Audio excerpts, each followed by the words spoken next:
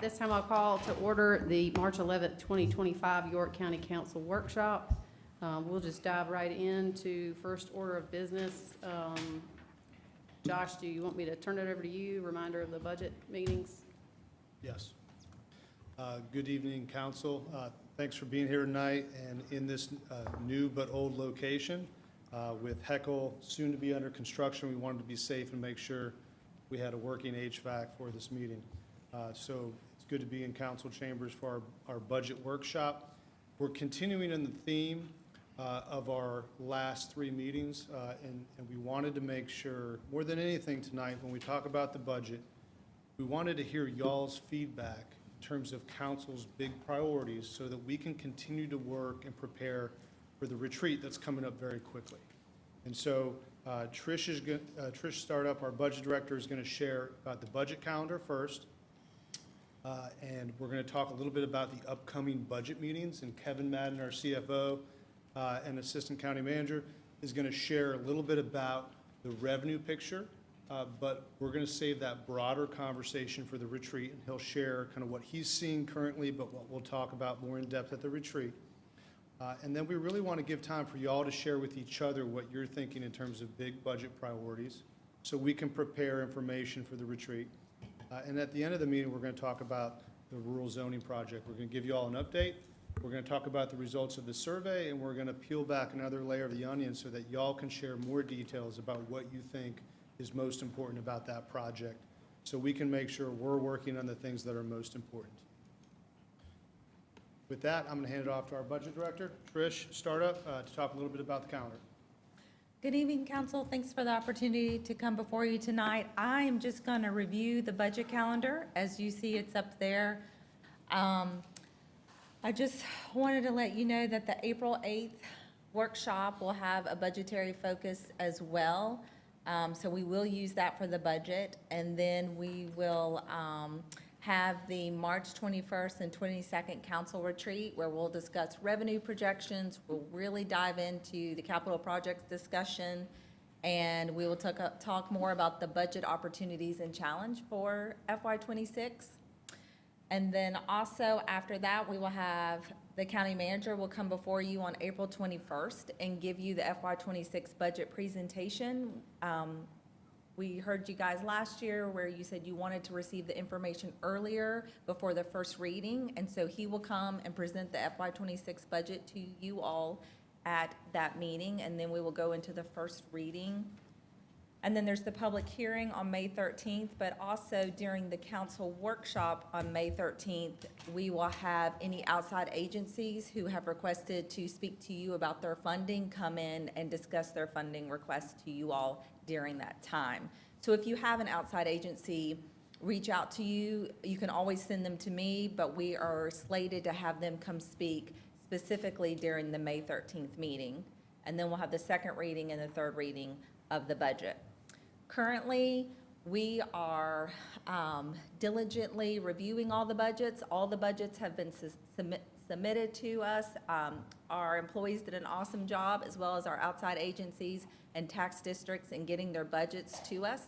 Management is currently reviewing those. We just ended the budget presentations, which was new this year, where the departments came in and discussed with us their budget request as well as their departmental strategic plan and how they align and how their budget requests align with the strategic plan.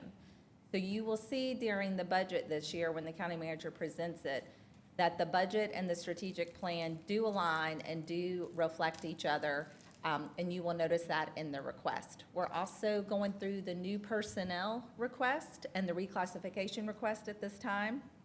And we are fine-tuning those as well. And that is where we are internally with the budget and then also where we are with the budget calendar. Does anyone have any questions about the process so far?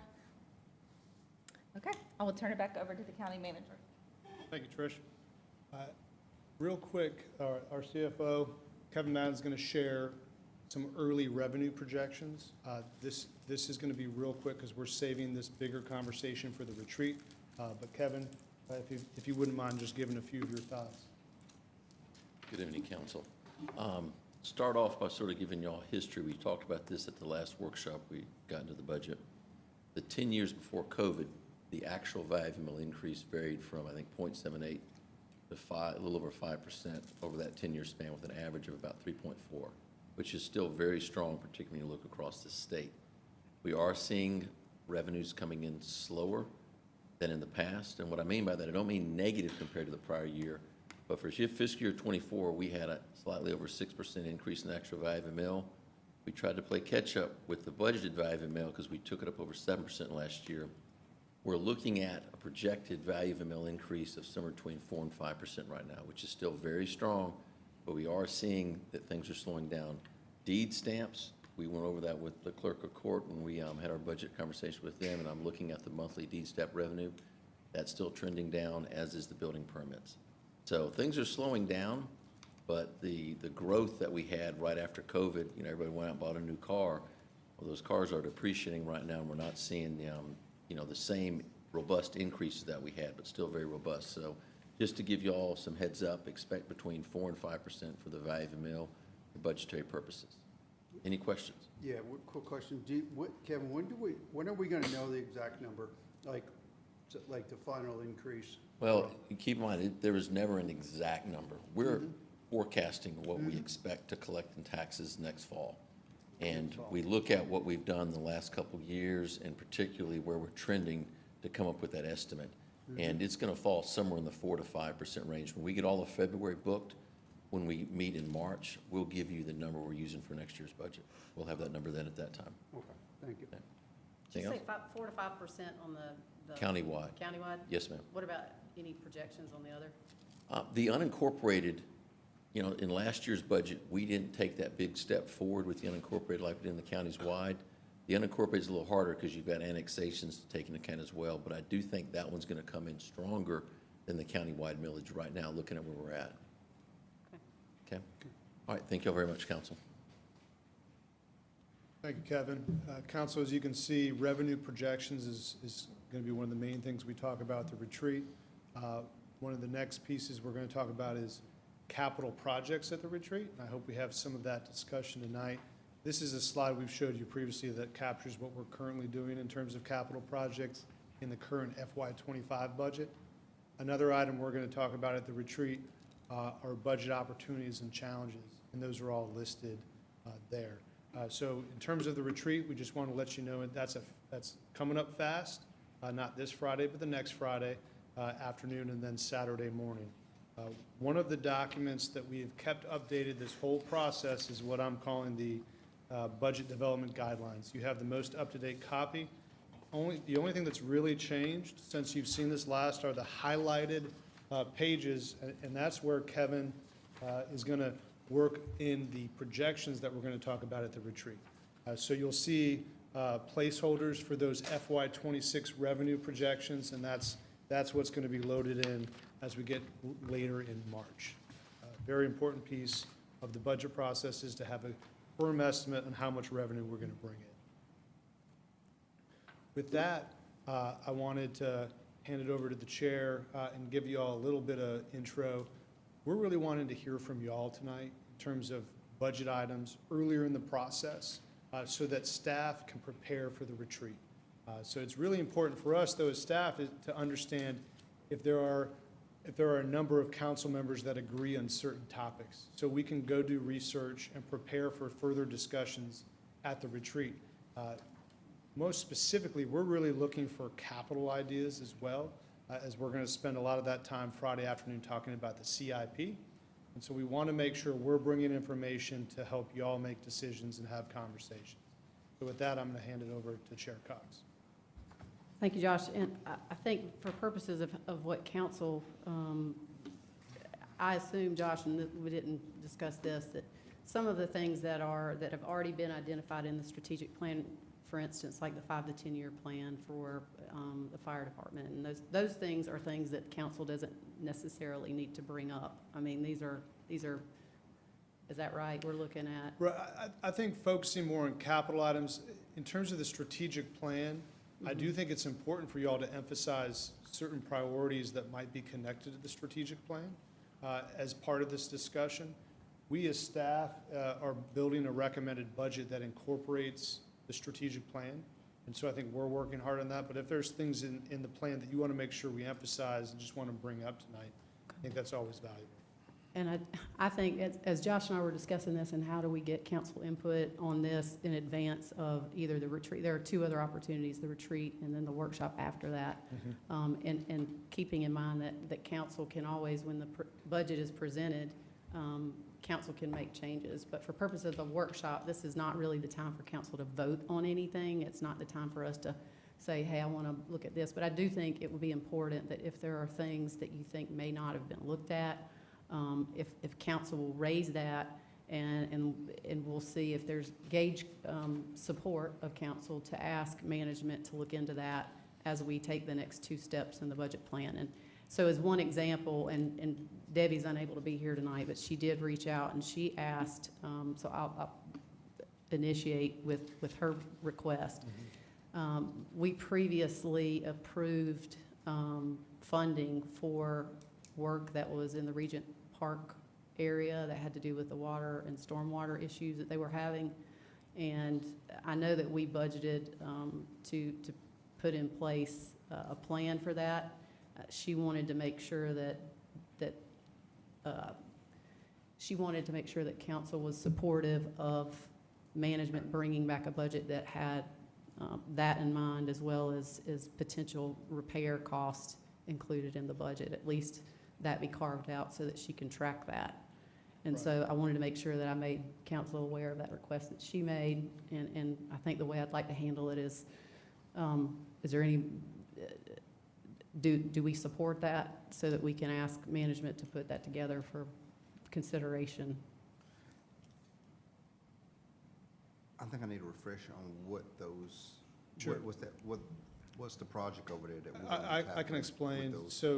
So there are some stormwater challenges there, and so in this year's budget, Jonathan, our planning director, is here as well, and can speak to this.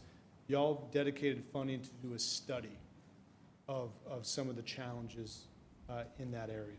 And so what we didn't budget for is any funding to actually make any of the fixes that study Right, might right. identify. The study is not complete, and Jonathan Buono, our planning, okay, Jonathan shared that probably it'll be done in March, if not April.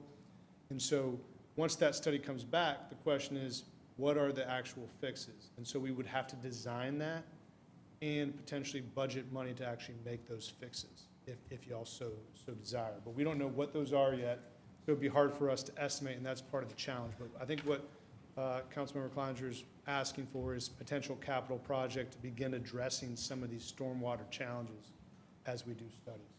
And, I thought in our last budget that we also approved 100,000 to go towards the repairs already. Is that, didn't we include that? We did, and so our concern is that potentially that's not enough to make the fix. That could help with design and begin some of those changes, but it's very likely that that won't be enough. Do you think that you'll have an estimate? Do you think that you'll be closer to an estimate of repair costs before the retreat, before the next workshop? Yeah, not the retreat. It'll be in April, Okay, but it's something that we can keep y'all updated about in April, and if we don't have a good number, then it's something we're gonna have to address later. Well, I hope we don't get into a thing where we say, yeah, let's look at some of the feasibility and some of the issues, and then when they come back, we feel like we're obligated to do it regardless of what it costs. You know, we don't want to get in that trap, and so I hope everybody's on the same page that, yeah, we can look at what we need to look at, but that's not committing to dumping a trough of money there if it's not the best thing to do. Because and I'm sure some things are probably gonna come back that whether the builder didn't do it correctly, whether we didn't, I'm not gonna say we didn't inspect it to make sure it was good, but some things that, if it falls on us to fix it, we probably gonna have to make our best effort to do it. I was under the impression that we would only fix infrastructure that was Right. county faulty infrastructure. That would, this is not a, you know, let's pick one area that we want to provide to. It would solely be related to any failing York County Right. infrastructure. There could be Mhm. implications for the HOA, but that would be on the HOA to address. That's Right. HOA, yeah, and I think that was specific around our conversations when we had it last year, yeah. I will say this, I definitely appreciate Mr. Roddy's comments, and once again, I want to make clear, folks saying we're okay to get the go-ahead to have management take a look at this before we get too far into the budget, to come back and give us thoughts about what it would look like in the budget. Us staying here today doesn't say that we are voting to approve that. That still is a long way out. I think we're just trying to figure out if there are folks that, if for some reason there was council members that are like, no, I am completely opposed to that, or this is gonna require a lot of staff time to figure out that we would wanna know that now before we even ask them to spend that time between now and the next two workshops. I support them, looking into these and the funding mechanisms for it, to see what, because I have a very strong suspicion that we're looking at tens of millions of dollars possibly for these repairs. And this, so I hope we're gonna, not. yes. I hope not. And we're going to have to look at some way to pare those down and what we can fund and how we're going to fund it and how the revenue is going to come in for that.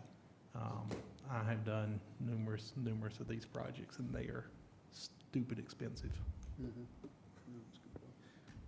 So I think based on our discussion last year, I think it's appropriate for us to move, to look at that again, based on if everybody here is in support of that. I do have one question I do have. So when we look at the budget from last year, so right now, we're really only having discussion around capital expenditures at this point, correct?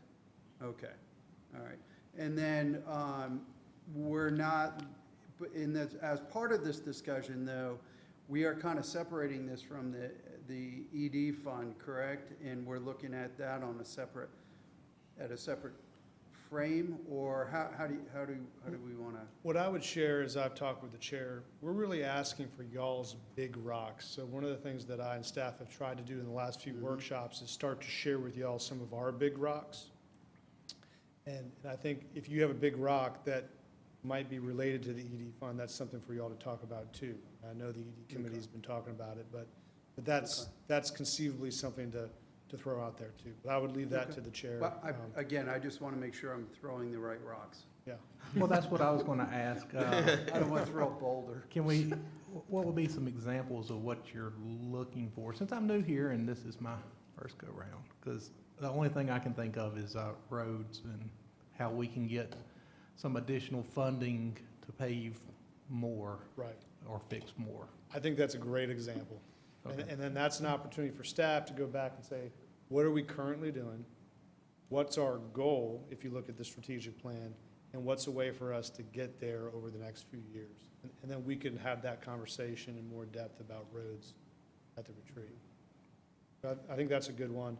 I think, thinking about future parks, as we've had that conversation, the CIP isn't just this next year. We need to be able to build out our 5-year, our 10-year CIP so we can develop a plan. And I think sometimes some of these ED fund projects could carry over into an actual capital Right. project as well that's outside of the ED fund. So the ED fund might just be one source of revenue, but it might be worthwhile bringing up what that capital project could be. So I guess I'll just throw it out there. So, Do you need, well, before we move on, is this still related to roads? Or No, is there anything no. more that we need? I mean, obviously, to me, that's one of the hallmarks that we've already got in the strategic plan, that I assume that the budget that you guys are putting together is gonna have that incorporated into it. Is there anybody that objects to that? I think it's the number one call we get. yeah, okay, good. So I want to put this out here. I think that I'd like to see an opportunity for us to look at a county-wide industrial park, and that would incorporate a purchase of property.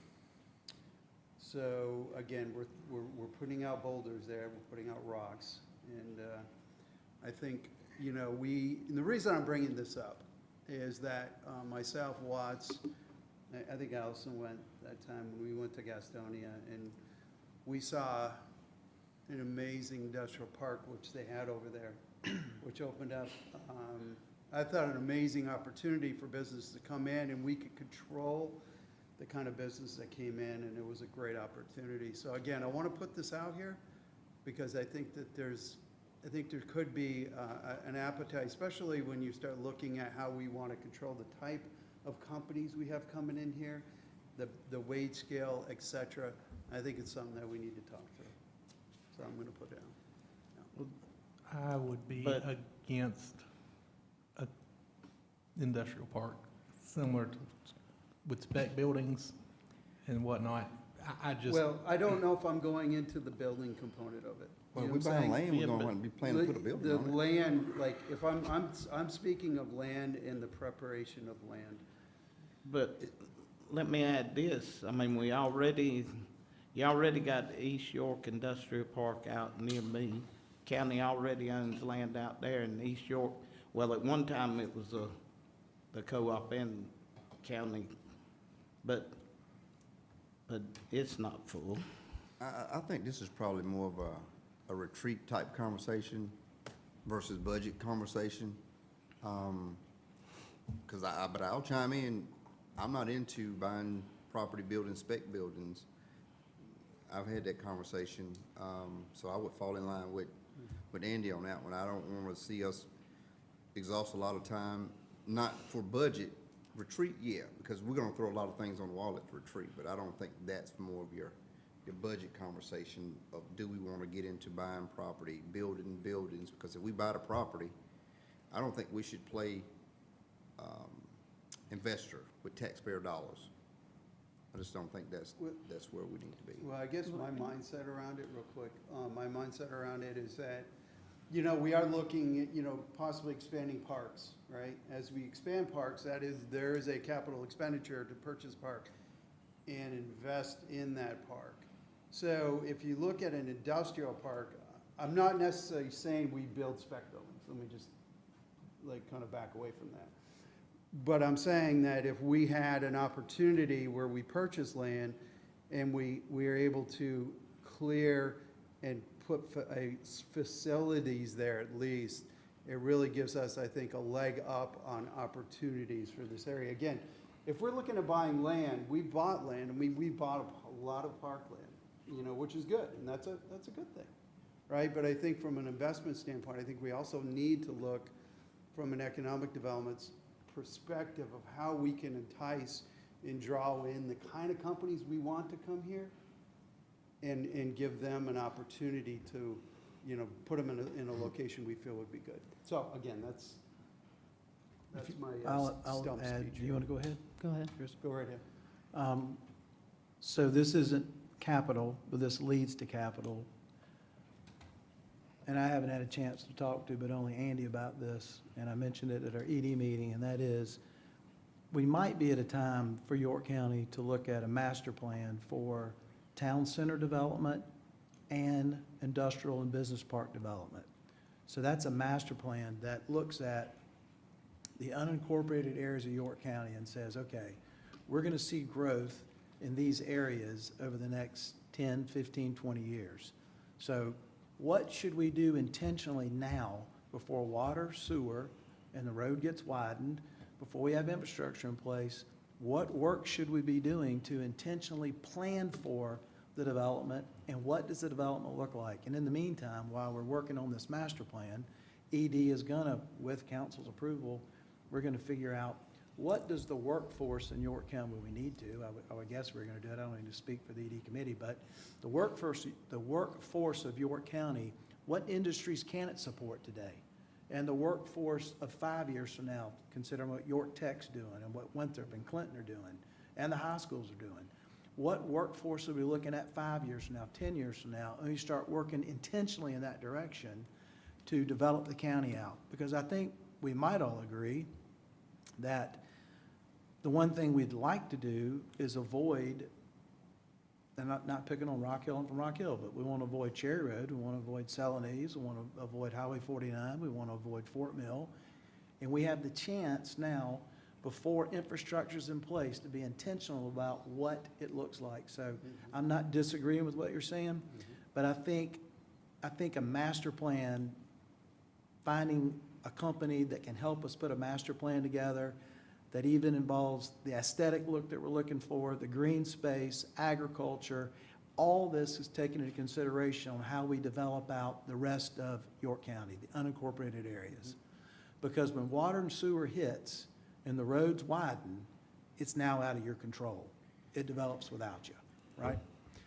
And I don't mean to speak for Lake Wiley, but Lake Wiley's ahead of the rest of the county and the unincorporated area, and I would say they desperately need a town center. They don't necessarily have a main street. They don't have a place for the citizens to come congregate. So I think that's the first step in the process personally, but I'm not a developer. I'm just sharing what I think may make sense. So Second thing right quick, while I have the mic, if that's okay. Parks. So we Well, did. wait. Let's wait before we get to parks. Okay. 'Cause let's start with the ED. All right. So I am certainly open to us, and I think that's really the job of the ED committee and council to look at the funding that's allotted to that particular, for that particular purpose, for us to figure out what to do with that. I'm not opposed to us looking at any options. And I just hope that council will remember, for instance, like the data center opportunity. That would not be an opportunity if there wasn't some investment by the county in identifying that land, investing in that land, and also holding that out for that purpose, which may be the biggest rate of return that we ever get. So I think that there have been investments, and most of those investments, I'm not even opposed to looking at to any of the options with spec buildings. I think it's gotten a bad rap. I think the one that had some trouble, if I'm right, was the East York Industrial Park, only because it was premature. It was trying to find a way to meet some utility needs instead of identifying, what's available currently. I also think that there have been, as I look through a number of other departments where the county has invested in that, and I think when you have land and you're running out of land, being able to at least leave on the table the idea that we will explore a multi-county, an industrial park, and I think there's a lot of work that needs to be done with ED. I definitely don't think that we should rush to saying, no, we're not going to consider some of these things. Some of these things were suggested to us as that's the only way you're going to actually move the needle or make a change in some of these areas. But I do think that discussion is probably more of a workshop discussion. I agree with Mr. Roddy, but also later committee discussion. It's not something that we have to budget for necessarily in this budget outside of the ED funds. The only thing that we would potentially have to budget for, and Watts raised this at the ED meeting, and I know that he had some conversations with you, Josh, and maybe the economic development director, and I guess Andy, but I was unclear about, do we really need to hire? I'm not opposed to it, but I think the one question that would be, a budgetary issue for us to consider is this plan? And so I think I was hoping that existing staff and some of the existing resources that we've got would help us get a head start on that. But I'm not opposed to staff looking at that to see, do we need that expertise? Do we need to have that available online for us this year to be able to make the best decisions for the community? So I personally would support you guys taking a look at that to see if that's something that you think you need. I was under the impression that we had the resources we needed. In regards to future planning, Correct. we're happy to take a look at that, and I think what we haven't been able to do with current staffing is develop future plans for multiple areas. And we definitely talked with planning about this, what the mix is with staff versus consultants, but there's a reason why we haven't been able to do it to this point. So we're happy to explore that and look into what that would take. I think something like Carowinds Boulevard is what I brought up to the ED committee, where I think it's important to think about what do you want this to look like in the future, and what's the benefit to our county if we create more of a entertainment district or something different than it is now, and what are the steps that we have to put in place now to make sure that happens in the future. So I think there's multiple areas of the county where that would be beneficial.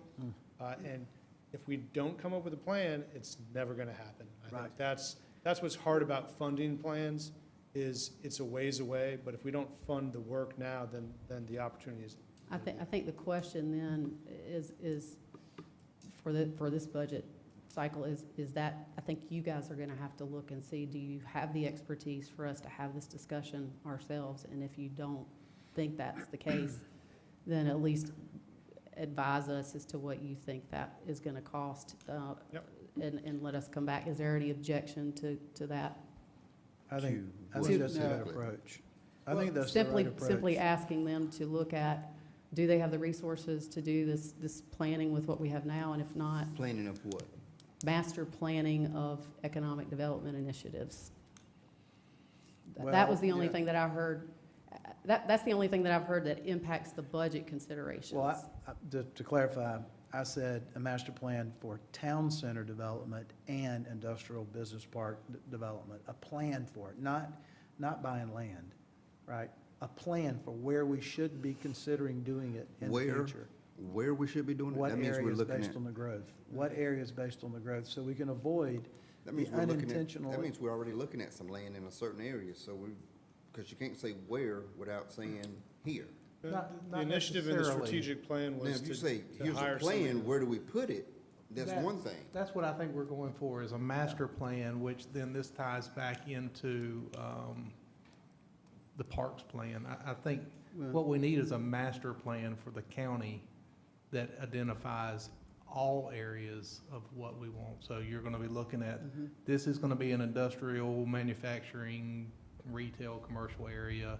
This over here is gonna be green space. This is gonna be, I mean, a huge, Well, complete Don't we have plan that for the with county. our- Well, that's kind of our That's a comp comprehensive plan. plan. That's a comp Comprehensive plan. plan. But I think it's more detailed than that. The comp plan is more generic, in my opinion. It's just And I kind think of, that's- just we generally want stuff. And I think that's the level we need to be at. We don't need to be pinpointing, thinking that we're gonna control it with an investment. We can say, hey, this area's good for it. Let's see who comes and wants to put it there. I think this, what I'm starting to hear this council wanting to do is start to dictate and want to get into that particular business, buying land, doing development. I think that's. Well, this that's way conversation, above- one of the this things- conversation is not about yeah, buying land, and though. It's- again, I think We started talking strategically, about buying land. I know, but it's shifted to, yeah, the first step Well- would be a strategic plan, a master plan. Think about it this way. Let's say that a bridge was built across the Catawba River, or built across Lake Wiley, as an example, into South Carolina. If that were gonna happen one day, it would behoove us to be intentional about planning in that area, or it's gonna plan for us. It's gonna happen without our injecting a professional approach to trying to impact what it looks like, right? So Yeah. I'm just saying, there are areas around the county, the whole unincorporated area of the county, when water and sewer goes out, it's gonna develop on its own, and it'll be sprawling and out of control, just like it's done all over the county thus far. So if we want to avoid that, I think it would behoove us to hire someone that is a professional in this space to say, based on what RFATS is telling us, the COG's telling us about growth, that it's coming here, here, and here, which is, that's where water and sewer needs to go next probably, but before you do that, it would be great to have a plan together on what this looks like. A plan for a town center, industrial, business. I'm not sure I understand the town center, but just, what do you mean by the town center? So take Lake Wiley as an example. Yeah. You wanna, let me stop, or? Well, Yeah. I can offer some advice. That'd be great. Sure. So I think about the small area plans we have right now. They are aged to some degree. We could update the small area plans. But the question would be, where do you want us to focus? So we've got a couple out there right now that could be revisited and explored in more detail. The comp plan, and y'all appropriately got to, this kind of sounds like a comp plan, but what you're talking about is something more granular than a comp plan, and it's specific to an area. What we can do as staff is we can look at some of these potential areas and bring them back to y'all to give you examples later at the retreat. But there is the opportunity to do more future planning for York County. And that's something that I've heard consistently as I've talked with staff, that there's opportunity to get out ahead of some of this growth. And that's really our goal, whether that be a town center or an area of the county that we know is going to experience extreme growth. Those are opportunities for us to further explore before it comes. If I can So- add one other point, real quick, one other Yeah. point too. We're getting ready to spend the state and the county, we're getting ready to spend a truckload of money on our interchanges on the interstate. So if York's gonna explode, which it's beginning to explode, right? Residentially, it's exploding here. There's growth everywhere, right, Tommy?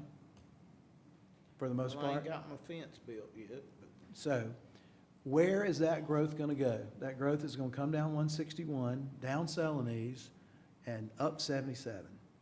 Well, west of York, there's no water and sewer, there's well and septic. Should we be planning for something on the west side of York, maybe, or Clover? To keep the people there and not encourage them to drive into where we don't want them to drive to, if we can avoid it? And put the amenities they need in that area so they can stay in the area? I think we should personally. Right. And that's what I'm talking about with a Yeah. master plan. Yeah, and Because go ahead. otherwise, there's unintentional consequences of not planning ahead. Yeah. That's So one my of the things about purchasing land, and because the reason why I'm saying this is because for example, being on the school board for 8 years, we bought 4 properties, okay, land, we banked that land, all right? And what was nice about that is that we had one property that we didn't develop, and we sold it back for profit and put that profit back into the community. So they actually made money as an investment off of this property. The challenge is they don't make any more land, right? And I think with your point, as we'd have a game plan around this, but I think the reason why I think we need to have the discussion about land is because, again, they don't build anymore. Second of all, if we do decide to purchase land, we need to have the state be a partner with us on this journey, because there's ways that we can go 50-50 with the state based on how we present it to them. We may have opportunity there, and we don't want to miss that ball. But again, if we don't have that discussion about because if we're looking about buying more land for parks, then we should really be thinking about buying also too for industrial opportunities, because we would probably get a better rate of return off of that Well, based on what we can put on it. I think what I'm hearing is that what you're talking about, which is a little bit different, because there is a comprehensive plan, and you've talked about water and sewer, which is a totally different animal. I think, are we all on the same page that it sounds like we need to hear from y'all? Do you feel like you don't have the expertise to help us with the preliminary consulting and discussion of what economic development uses should be? And I think what we're talking about is the ED fund, so I don't want to rehash that, but it sounds like you're talking Could about a be. whole lot It could be. bigger plan. We'll work on some examples to bring back Okay. to y'all. And I think the important thing to remember is when we plan and develop future plans, council's biggest influence is really in infrastructure investment. And so if we expect growth in certain areas, at some point, what we want to do as a county is get ahead of that growth with infrastructure investment. I think that's where you have an opportunity when you do more comprehensive future planning. Yeah. And we can develop some ideas to show you all what that might be in a more granular. Yeah, I would need, I think that the ED discussion about where we're using those funds, and I think that's more appropriate at the workshop. I mean, at the retreat, you're going to bring us some more information back on, I think you understand what council is. We're is at planning to least present that asking. on April the 7th. We're planning to present the ED fund information and the board information on April the 7th at our council meeting. Right, so I think what I heard is. But I think what we've got to do is find out, I mean, and we're getting a little bit of this here, is if there are folks that are just completely opposed to certain types of investment, that we need to figure out where that is. So I hear what you're saying, and And what I haven't heard, so I haven't heard tonight, what I'm hearing is that land purchase, you want to continue that conversation in the ED committee. Is that what I'm hearing you say? Well, I think the ED funds is what we set aside for that. But that's what the ED committee is talking about right now. Y'all haven't developed a recommendation, so I'm just trying to Here's figure out. why I think it's a little premature. Council has not had an opportunity to hear from the ED committee, and we've not had an opportunity to collectively discuss what are our expectations for economic development. When we have a new person on board who has strong opinions, and then we have, I want to make sure we're singing from the same sheet of music. And that was one of the concerns that I had at the last ED meeting, is that we haven't had a chance to have a collective council meeting on what do we see is the future of economic development, even so far as, so I don't want to get us too far off the trails here, but what if I I'm can hearing, add- what I heard you say is you wanted to at least have something in the budget that would allow for this comprehensive planning that includes economic development, infrastructure, outlook. Yeah, And so I think that's, my suggestion's more of a long-range vision, and I don't think it has anything to do with the ED fund. Pick up on what Josh just said a minute ago. My personal belief is the ED fund it would be to invest into infrastructure to get development moving, whatever that is.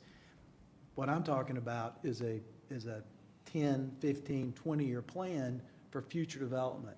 So there would be no immediate return on our investment from the ED fund to invest in that. Therefore, I wouldn't want to support that personally, but I think it's important for the county. I think, I don't want to get on too far on tangents, but you can take a section I-77 that we would probably all agree is ripe for commercial development, right? If we agree that it is. And I could say that in the areas where we'd like to develop, maybe there's $200, $300 million of infrastructure needed for industry even to come into the area. So to me, that's where you get strategic with the ED fund, and you say, okay, we need to get infrastructure out there, whether it's the right roads or whatever it might be, expanding the roads. That might be something we need to be thinking about creatively with state money, so that we're getting to the point where a developer will develop the land and get the tenants out there. What you were talking about earlier in Gastonia, by the way, those were pad-ready projects in Gastonia. That's not their sole development approach. That's just one of their approaches. They actually have some projects where they buy land and they have it pad-ready, which we can't do in York County because our ordinances don't allow us to do that. So we only have raw land. We can't prep it so that somebody could have it ready with infrastructure, and then they come in and build a building. So anyway, Well, so a little different. I don't think this is an ED fund conversation personally. I think this is a long-term planning opportunity for the county that needs to be funded somewhere else. well, I ain't gonna knock it either way, but I personally think we need to get all the stuff we already got on our plate and took care of before we get to jumping on other things. Personally, I think it's good to be able to plan and all, but none of us know what's gonna happen in the next few months ahead as far as that. I mean, most of the economics is showing we're strictly gonna have a recession. I mean, we don't need to jump too far out ahead of anything. Well, if we're gonna be putting in infrastructure, I was just sitting here thinking about how when you don't have a plan, how long has Alexander Love Highway got expanded? That was supposed to be the next big boom to come on the western side of York County. And it has not happened simply because we don't have water and sewer over there. Thank God we So don't. if we did, you would see more commercial. Since we don't, only thing we're getting on the western side now is these housing developments. So when Alexander Love got widened all down going towards Blacksburg and all that, it hasn't happened. And that was supposed to be a major boom for the western side of York County when they widened that road out from 161 all the way over to the road Black's Peaches on. It just hasn't happened. Only thing New York has put over there was a school, a little grocery store, Dollar General, housing developments popping up off of the road. It just hasn't happened because we don't have the water sewer. So if we're gonna do anything to spark development, you gotta get the water and sewer there. We put a road there. That road's been there. Wouldn't you want a plan before I you mean, put but water and sewer? there was not even a plan when they widened the road. There wasn't even a plan there. Which reinforces what Yeah. Watts is asking for, which is a But- plan, because but that was we- done without a plan. We got a road, 20 years later, we still haven't got water sewer. Chicken and egg. So what we'll do is we'll bring some examples about what some of those future plans could be and how that might inform future infrastructure investments. Thank you. And since Watts brought it up, I'd like to look for funds for a bridge across the lake, please. And not just for Lake Wiley, I mean, seriously, it is a problem. You know, numerous times when the interstate has been shut down, all traffic is diverted straight to 21, which can't support that amount of traffic. And then it starts running up through Belmont and everywhere else. And so if we can either fund a bridge somewhere else, it doesn't even have to be at Lake Wiley, but we do need another for safety issues, I believe. And then if we could get it closer to the state line, it would really help me. But maybe we can look at partnerships with the municipal group up there that's looking at their bridge crossing. But I think that would be a long-term vision of a capital plan. I don't know that anybody has ever contemplated that Rock Hill. second bridge. Rock Hill's trying to do one over. Well, Oh, Mount Gallant, I know, and I I mean, mentioned Rock that Hill one. ain't done it. I mean, we have problems matching road funds, let alone trying to match money to do. Well, That's Well, Andy, now that, way out there yeah. thinking there. Andy, now that we're dredging, we could put a ferry in at least. hey, I'll go with it. You'll We take it. can There you make go. fortune. That's right. All right, let's I'll move. add to your comment right quick, because when we were talking about 660 and the widening of 557, you look at all the curb cuts on Highway 49 on both sides of the road, you know, it might be that we do need to look at some infrastructure improvements to reducing the curb cuts, right turn lanes only, right turns only, some barriers in the road, so invest a little bit of money over there to help the traffic flow a little quicker. We do have 3 pennies projects for that section of roads I just found out a week or two ago. Okay, well, that's good. Yeah. So I do want to make sure we get other council members' priorities, so I don't know how you want to make sure we get through everybody. Chair? I don't know what to do with the bridge question. I don't know, I really don't know what to, I don't know how to address that. I mean, that's something that is beyond county Yeah. infrastructure possibilities. It is, I mean, but- Yeah, Way it out is. there. It's So I more of a- don't- More of an RFEDS. But somebody has to start But it that. could be a local And do we have delegation to, initiative. Well, it's a- do we hire a consultant or a lobbyist to push this to the state? Well, To push it to the federal, to push it to North Carolina, to go to the other Yeah. county, to do all this coordination that we can't or haven't done? I think it's something that we could bring, I mean, it's an RFADS discussion. And this is more of a transportation fee. yeah. I don't know, this is something for this budget for, I mean, Well, why don't we take his suggestion, let's go to RFATS with it, 'cause it's really a North County, South County issue, because if I you don't build know, it, I don't know, how do you take, we need a bridge somewhere?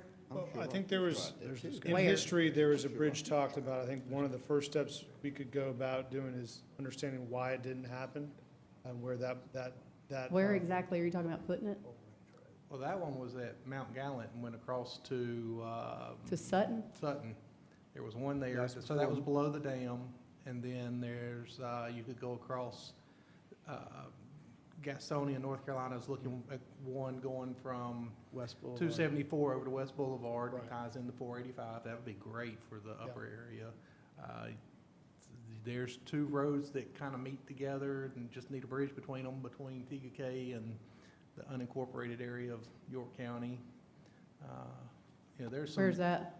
That would be off of, I I think think that's- Concord Road, go by the nuclear plant and go straight into the middle of TGK onto their I'm boulevard. sure they love that.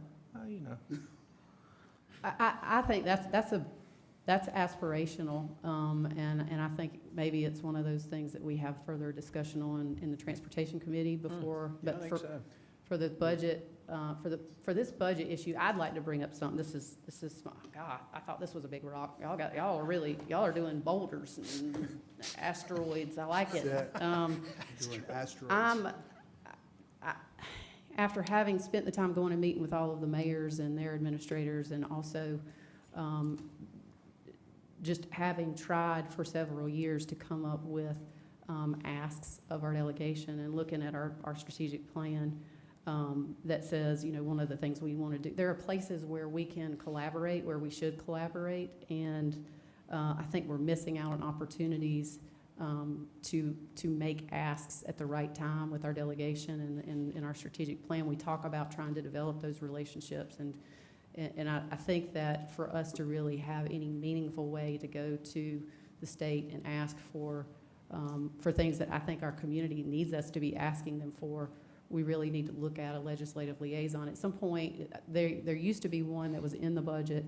I think it was before I got on, and for some reason, I don't know if that got cut through the budget cuts, but I would ask if there's support from council for us to take a look at what it would take to get a legislative, especially some of the delegation members have suggested this, and many of our partners who've had success with getting some of their financial requests, they are using these legislative liaisons, lobbyists. I would ask that that staff take a look at what that cost would be, and maybe identify some sources to where we could put that into the budget if there's support for that from council. I support a lobbyist. I know when I first got on council, we had someone that was in Columbia that did work for us down there on the state level. Wasn't totally dedicated to us. I think we were like a consortium with some other counties or other entities. And shortly after getting on council, we decided to get rid of that particular position. But I think that would definitely be an asset to our staff, to like Trish, Kevin, you know, and for this council to kind of keep their ear to the ground. And if there was money out there that could go to said bridge or land purchase or joint ventures on the state, you know, that's the kind of information that they would be bringing back. Say, hey, there's some state money out there, but you would think some of our delegation may pick up on it. But these people that do this, they're down in the weeds. They're down in the nuts and bolts. That it may take a while for it to get to our state delegation that, hey, there's a pot of money out here for certain activities.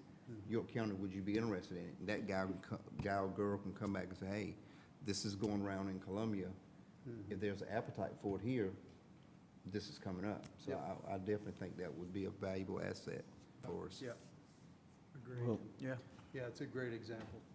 Yeah. I'm in agreement. Yep. All right. My turn? You good?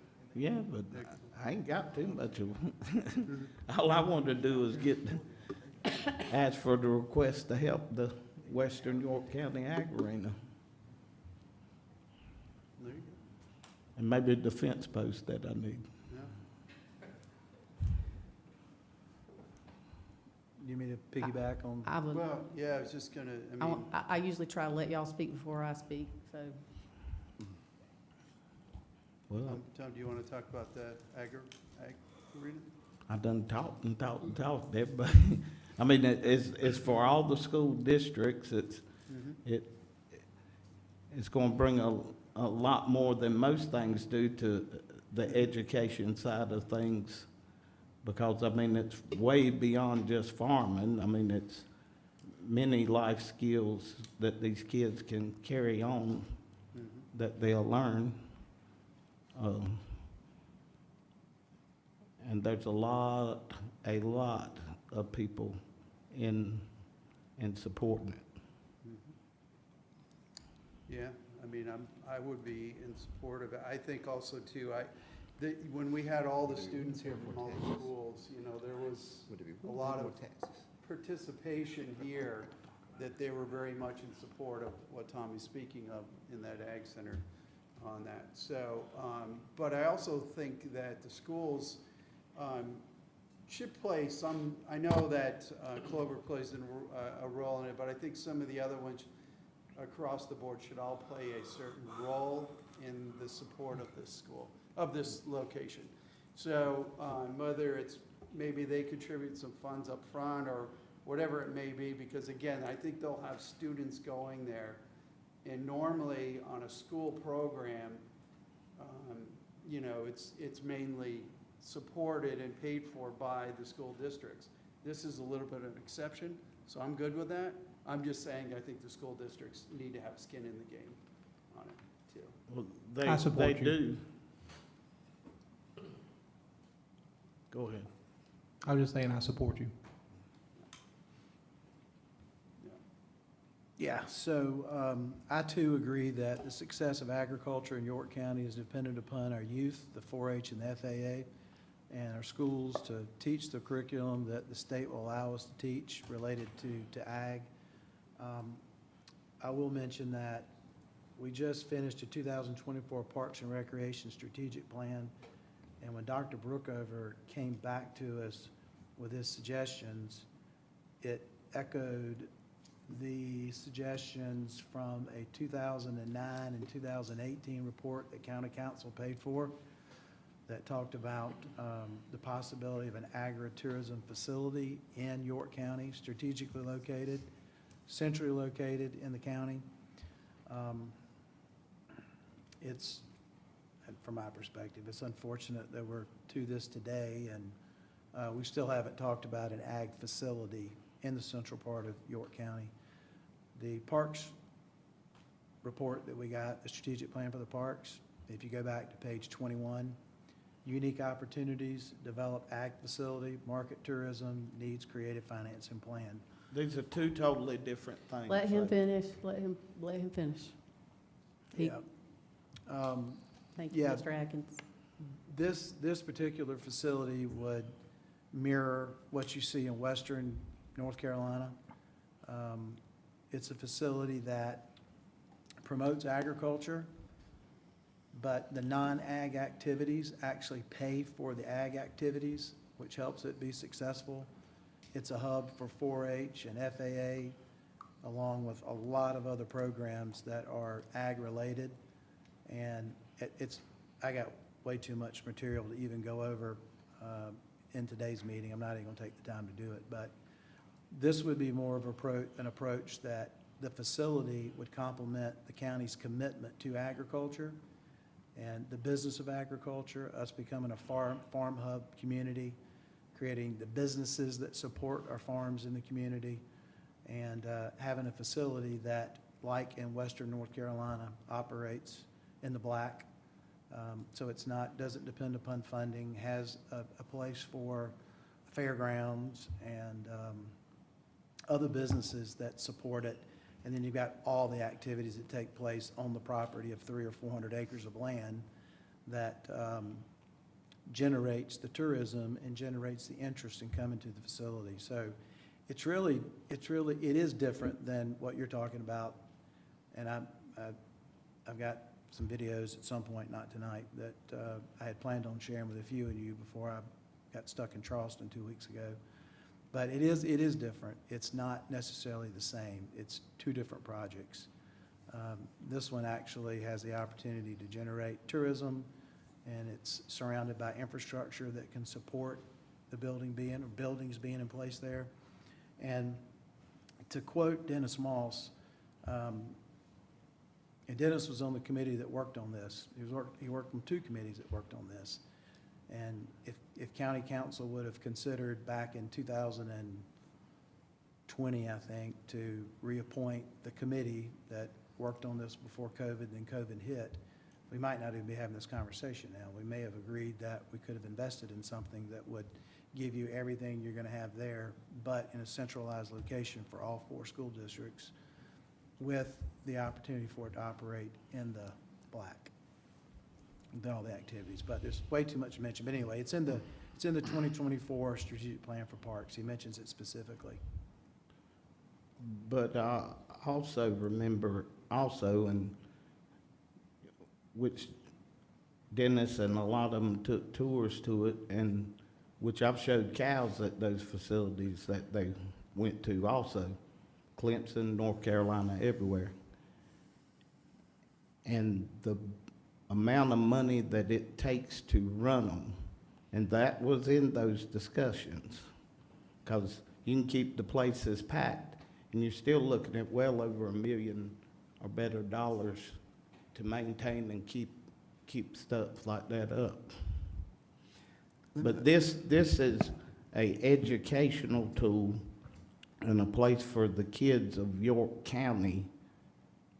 And it's just two totally different things. And the ones behind Fort Mill, I mean, y'all got two groups that went to the Nationals. Yep. The Rock Hill group, they've won some shit. Yep. And it isn't just on animal husbandry. It's in parliamentary procedure, all kinds of different. Yeah, I think there's, I mean, I think it's work, which is gonna get done one way or another, but, I mean, I was there, and I am the only one in this room that can say they were there from the very beginning on, because I was actually finishing up showing cows whenever York County did tear down, well, the American Legion sold all that land. And it never has took off the ground in all these years, and this is very close. yeah. So Well, my request would be for council to consider, you got Catawba Bend, you got Worth Mountain, something in the middle, which would be an agritourism facility for us to explore this for a future development for York County as it relates to parks. Agritourism? Well, Yeah. let me say this. I've been here long enough when Dr. Blackwell we were talking about doing an agritourism center at the Dairy Pursley location or somewhere down by the East York Industrial Park. We vetted that, it went away. A couple years later, we appoint Tommy Pope to convene a study group and all that stuff, and it went down the same road. Price tag kept coming back. What it's gonna cost to buy this land? What it's gonna cost to do the facility? And this was several years ago. Consider the price tag now. If it was about price then, what is it gonna be about now? The cost of doing these things, and yeah, there are places who've been doing agritourism. They may be operating in the black, but I guarantee you, it's been a long road to hoe to get to that black. And with what we're facing now, with cost to do it, cost to run it, the economy, it would probably be one of the foolishest things to do, to jump in. Now, we can plan, but just because we're playing don't mean we're gonna put one on the ground. Because it's like super expensive. Like Andy said on one of the other, I forget the term he said, how much it would cost. I forget the term already. But we're throwing out a lot of projects, and these projects, every last one of them that come out, good projects, but they have super rich price tags on them. And we can't, if we did one from up here, it'll be commendable. But there's no way we're gonna be agritourism, solving water issues in Fort Mill, bridge over, parks all over the county.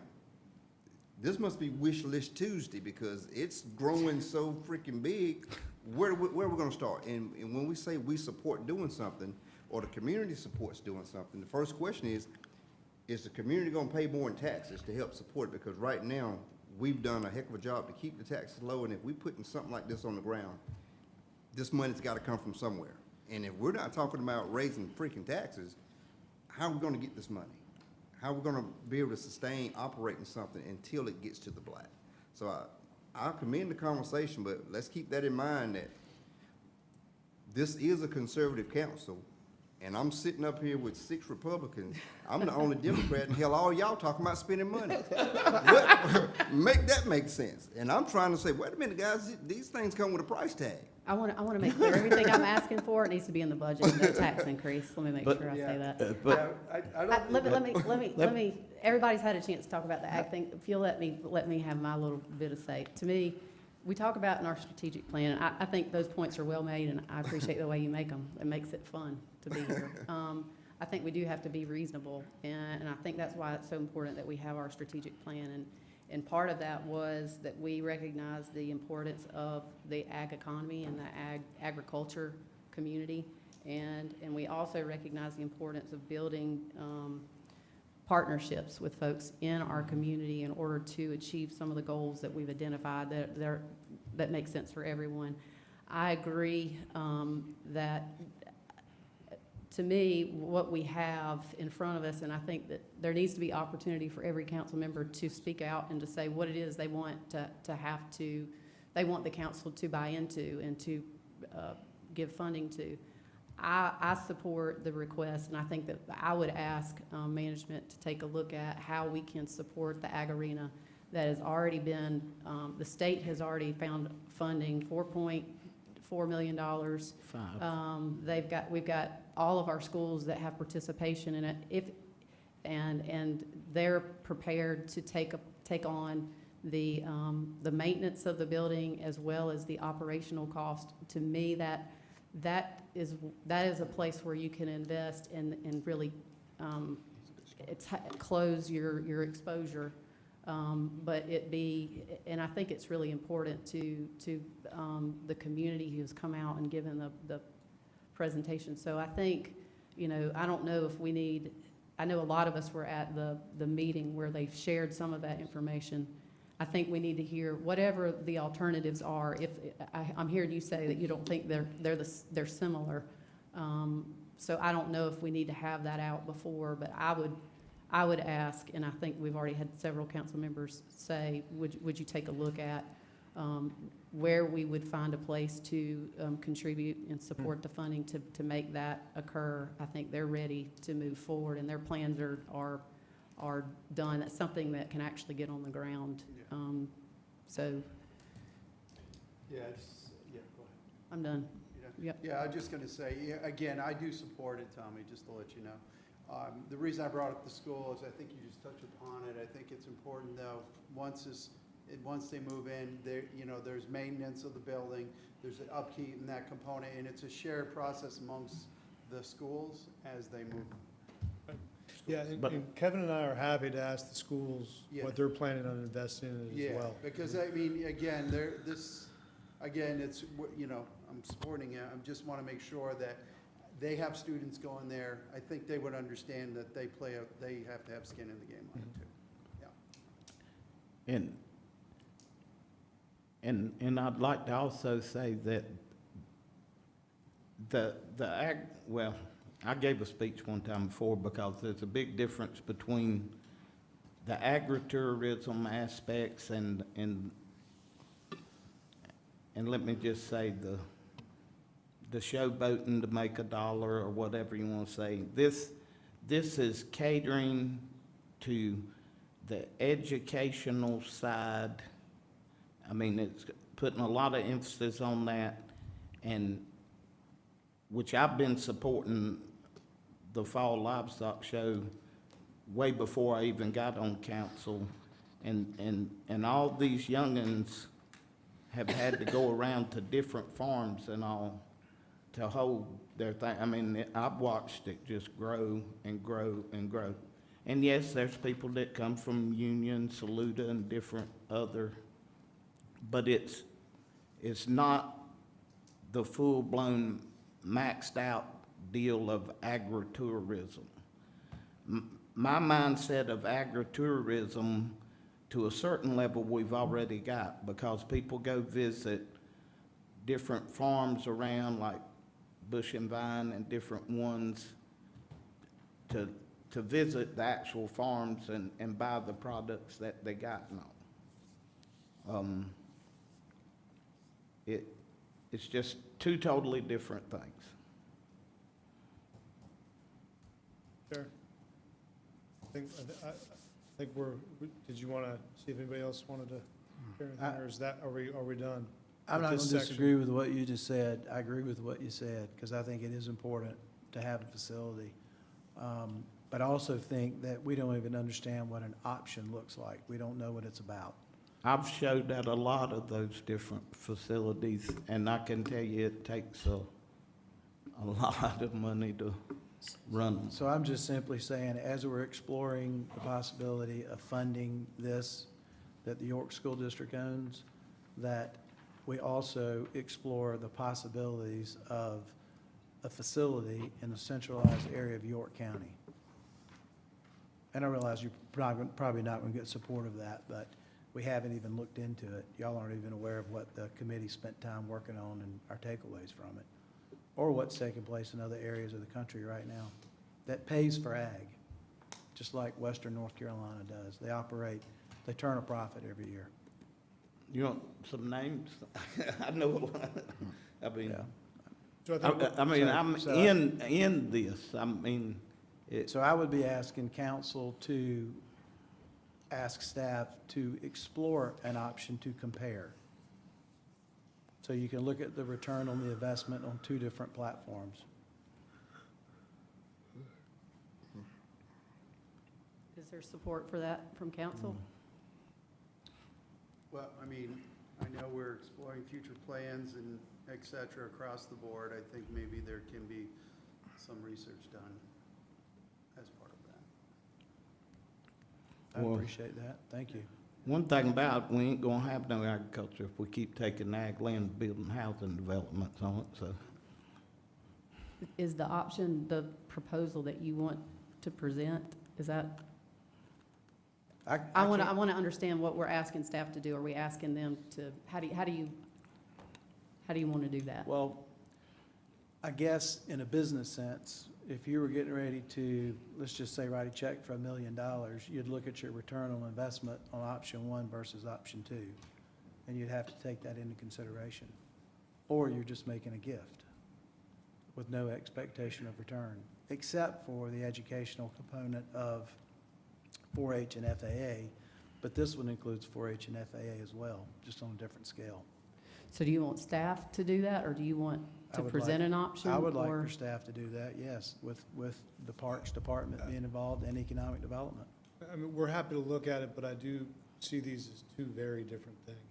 So. I agree. Can you explain I- that? I don't know how we would compare the two because it's apples and oranges. I Can think you that's the explain that challenge. more?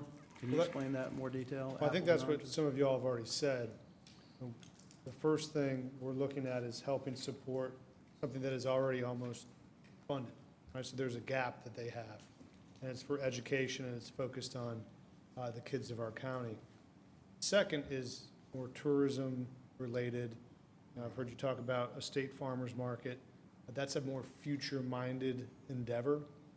And so I don't know if staff, if we would compare and contrast the two in the short term, because one is short-term to me and one is long-term. And I think the question for council to consider is, do you want staff to begin working on a future plan that would include this agritourism idea or not? I think what No, what what I I've heard heard him is. say was he wanted to, that he, I don't know, he doesn't view them as, here's the deal. Once one ag arena is put up, then you end up threatening the viability of that ag arena by building another one. So I do think to some extent that Watts is correct, is like, is there an option to be considered? Then I think that there's one that's ready to go now, and then there's another that was talked about for a long time that wasn't there, that I don't know how you compare those two, at least, and I keep hearing that this is in the Parks plan, Parks Master Plan, which we still are working through the Parks Plan. Is that what this is? Is this a Parks Plan initiative? I'm trying to figure out. It's in the That's- park strategic plan. That's what I would request. I would request that we go ahead, it's not an either-or option. I think we can do both of these things. I think so. We can go ahead with the ag arena, go ahead and get them going. They are in, it's not they're ready to go. They're going to leave without us, and we will miss out on this opportunity. And we've already been slow on this. And I'm saying we, because I'm up here with y'all, but in the past, this was already left off, and we could have been a partner with them way earlier and probably picked a better spot. However, where we're at today is where we're at today. What I would like to do is add this as part of the master plan, sorry, I'm thinking faster than I can speak. I would like to add it as part of the Parks Master Plan as one of when we do the more detailed study of where we need parks, so that we can find the central location and where we need this type of opportunity, which is not what we have right this second. I would still like to see all the information that you've generated in your last committees, but I think that's next year's vision and not quite on this year's budget. And I don't think this, I'm gonna speak for staff, and they can stop me, but I don't think that they have time to generate all of this during this budget process. No, I don't think so. So I really want to do the ag facility, have them look at that, and we're going to do yours as part of the parks master plan when we look at where future parks are going to be and how that all integrates together. Because they I are, think that's a great plan. because they are much better, but they're individually, And- different. Yep. And Josh, also, isn't Andy Clinton and his group already, though, I mean, they're already into the agritourism, branching out onto helping with that anyway, ain't they? Well, they do marketing and get the Yeah. word out in events. Yeah, there's an That's what event going CVB on. does. Well, Yeah. don't get hung up on what he says is agritourism. Also, this is an event center. This is Right, a that- big that's right. process. I and agree. An event center is, What I mean, I would love to have an event center pushed onto this budget so I could get one in Lake Wiley, because we ain't got nothing up there in that area. But I think that's part of the bigger plan, of having a central location for having some of these other things that are going on. Well, let's just So call But it, that's it- future. let's I- call it a so they York really County aren't- Fairground. There really like we aren't used to. alternatives. I mean, for purposes of this budget, I think we're asking you to come back and help us identify funding sources so that we can move forward with this project. Yes, And- please. And the other issues, since they are in the parks plan, those are things that will get brought up as we continue to go through that master plan. Yep. I think, because I do think that there were some other council members who were interested in identifying some future park space too. So it sounds like the whole future discussion needs to be had. Recognizing the budget constraints, so. That's correct, and that can happen in committee. So as we go through this and we go into our budget meetings, as we move forward, as we think of other items, obviously, we can bring them to you or send it to you prior to our meetings. That would be great. And this just Okay. gives us a head start as we prepare for the retreat. We can work on some of these items and bring information for the 21st and 22nd. Yeah. But we look forward to the budget retreat, and if there's no other comments, Madam Chair, we can move on to the next item. Do you think council has anything else? Just to Before- clarify, you're not interested in wage and benefit comparisons of our staff with staffs that fall into tier one, of county governments that fall into tier one? You're not interested in that tonight? Not Only at this capital. point, no. Right, I think we okay. can have that conversation at a later date if you want, but I think Well- I've already shared where I think we need to go with Yeah. employee So- compensation. So there is one thing I did want to mention. I know we talked about it in the past, but an incinerator for the county where we're not having to ship off our stuff. It's a big rock. I know we've talked about it in the past. You know what? That's a big rock. And that's a big one. I think that's great that you brought it up, because waste management is something that we do have a solid waste management plan that needs to be updated. And I know that that's probably one of the most important things that we could actually take a look at. You want to talk about, I see Bump already Hey. laughing about it, but this is something that, it's going to become a critical issue at sometime soon, and we laugh about it, but Yeah. if there's something that we're supposed to do as a county, that's to address that. I start smiling like a cheese cat or chess cat or whatever, because Chet Miller came years ago. I guess I'm starting to tell my age now, because all the stuff that's coming up, we've had these conversations, and it was pitched by putting an incinerator here in York County, and good talks here, and obviously costs come up, and how you gonna get this stuff in? We're gonna be shipping stuff by rail, bringing everybody else's trash into the county and not take. I wish we would've done it. But you gotta have that forward thinking during tight times to be able to but we've had the same conversation from agritourism to incinerators to a lot of stuff that we talked about tonight. I guess there's nothing new under the sun that just comes back around again. That's what the But- Bible says. Chet Miller presented this, I know 10+ We, years. we just had, at that point in time, I think the technology was such that we would have to take in everybody's trash for like 3 states in order to make it work. So I'm hoping we're further along than Well, that. I- But we, Yeah, we do I- have a solid waste management well, plan we've got to well, update. and- Exactly, well, I want to bring this up just because I would like to investigate it, because I know we talked about it in the past. And I know what the future cost of this stuff is as far as shipping it, so, that's why. Right, and I think it's something worthy of conversations. The question might be, well, maybe this is a good place for the Public Works Committee to have a conversation, if y'all want to send a charge to committee, to start that conversation. I have a feeling that this, at a minimum, is going to require, this requires expertise. You want- That was, the challenge last time, before you can get started, was, Ms. Cox is right, we had to take a lot of people's trash, but there was some legislation that needed to be changed, and I don't know if that ever happened. I don't know, maybe what we need to do is to at least put on the grid, solid funding for a solid waste management plan update and a review of the current legal landscape so that we know what the options are. I mean, I have no problem with it going to Public Works Committee either. I'm wondering if. We'll make a quick check with the Association of at least- Counties to see if the legislation's changed or not, because part of Chet's pitch was to help change the legislation. Either to way, allow for that. even if it's not an incinerator, we need to figure out what the long-range plan is, make sure we've got, I know that we have C&D and we truck out all our MSW. Yes, ma'am. That's where I think we're gonna end up potentially getting stuck at some point, depending on someone else to deal with that. To Kevin's question, the problem that's been the biggest thing with them was the resonators for the air on the smokestacks. But now we could do a torque turn But this that thing was instant. takes, Tommy can build it. takes the, Tommy well, will I make do the this wall. stuff, but we can take all that plastic though and be making fuel out of it. Now, that ain't no joke. Yeah.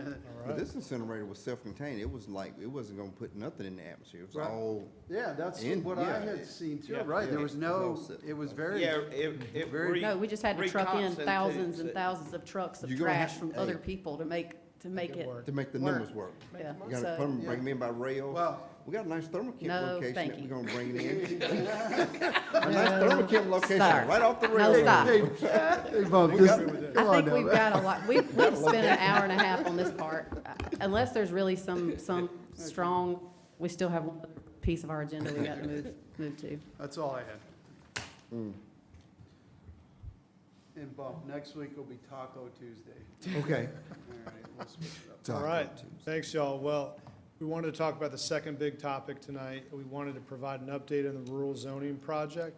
Our assistant manager over Development Services, Tom Couch, and our planning director, Jonathan Buono, are going to lead us through this conversation. We have done a survey of both y'all and the Planning Commission, and so some of the information they're going to share tonight is the results of that survey. The goal of sharing that information is really to inspire y'all to give us a little more feedback and more detail on your thoughts related to what you're seeing. I would encourage you to think more about what feedback you want to share tonight and less about who might have voted what in the survey. I think the important thing of the survey is it's a starting point that then allows us to have this conversation tonight and peel back that next layer for y'all to give even more feedback about your priorities as we work through the timeline that Tom's going to share first. So with that, I'm going to hand this off to Tom and Jonathan.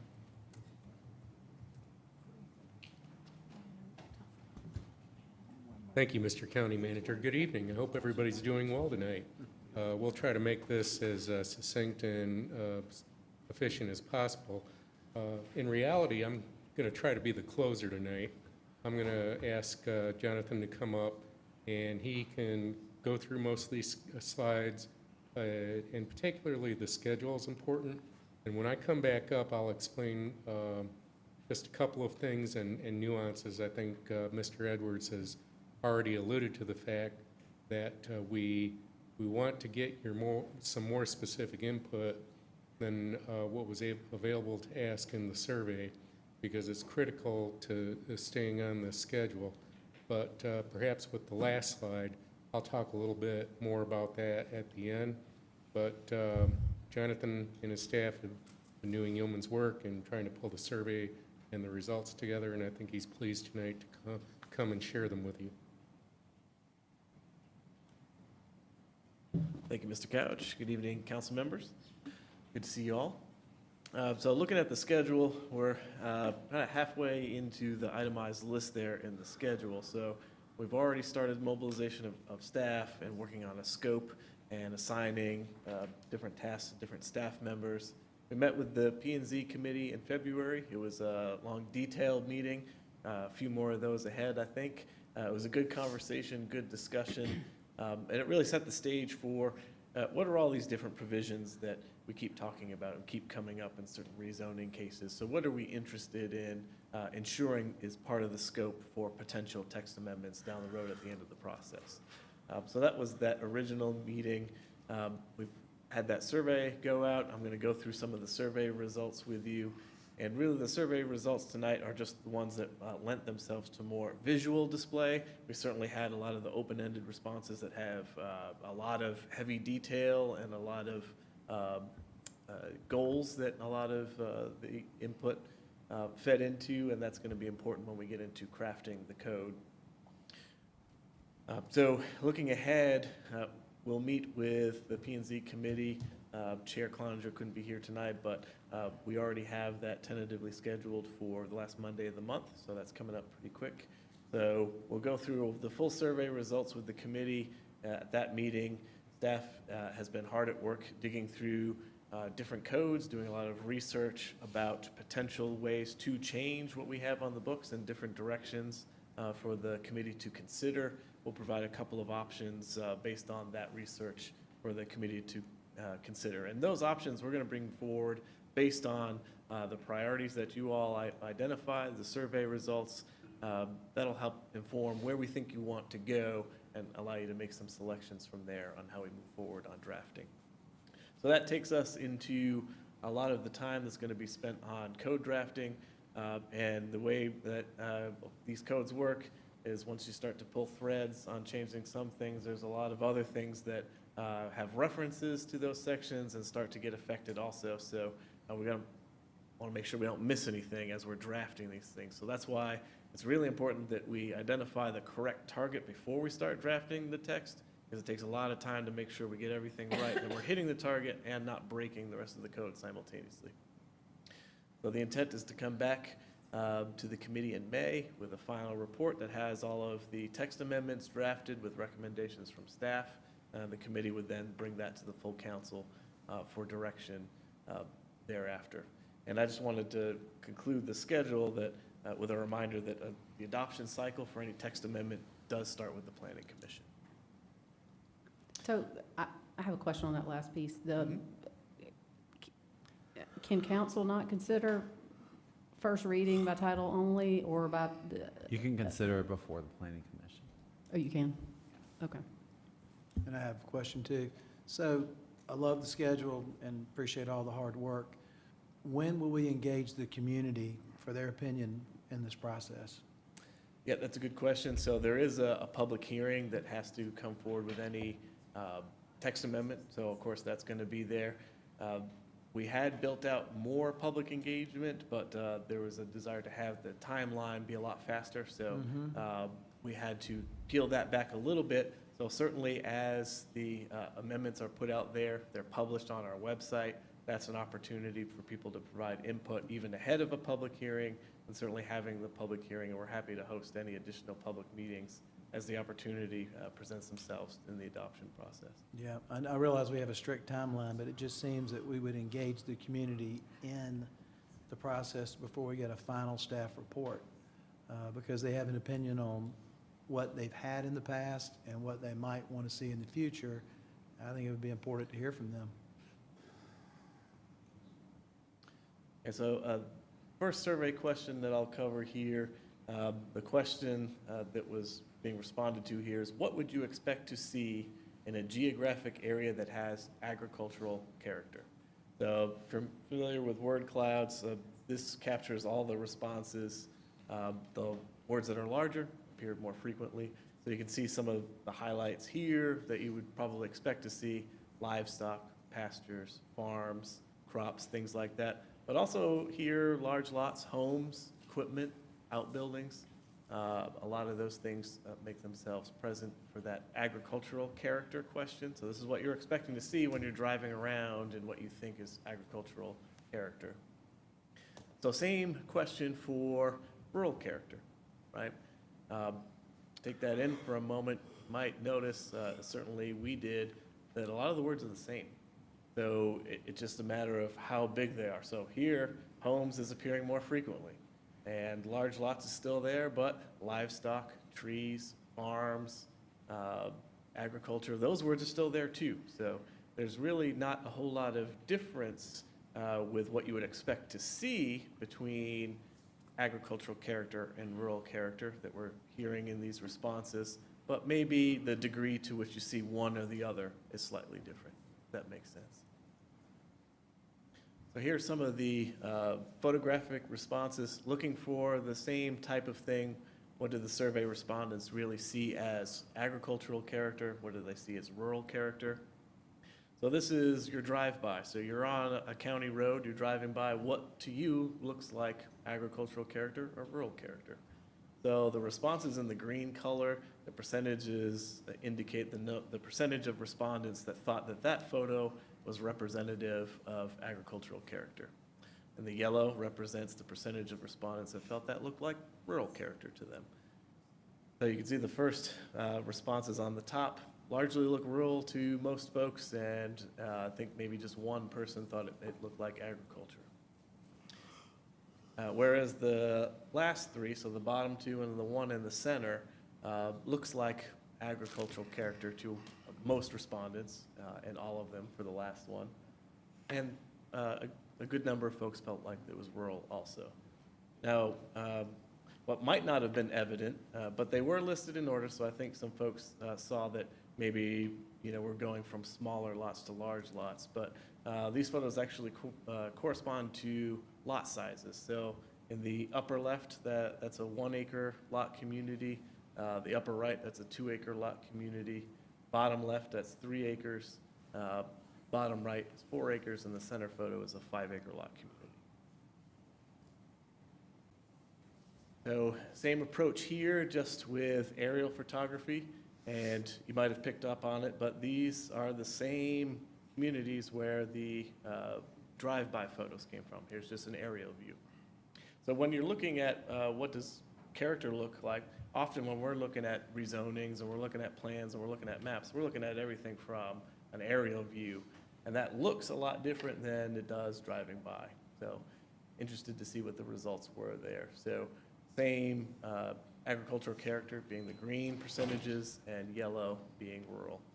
So pretty consistent on the 1 and 2 acres. The responses get a little bit different when we get to 3, 4, and 5. So that was interesting.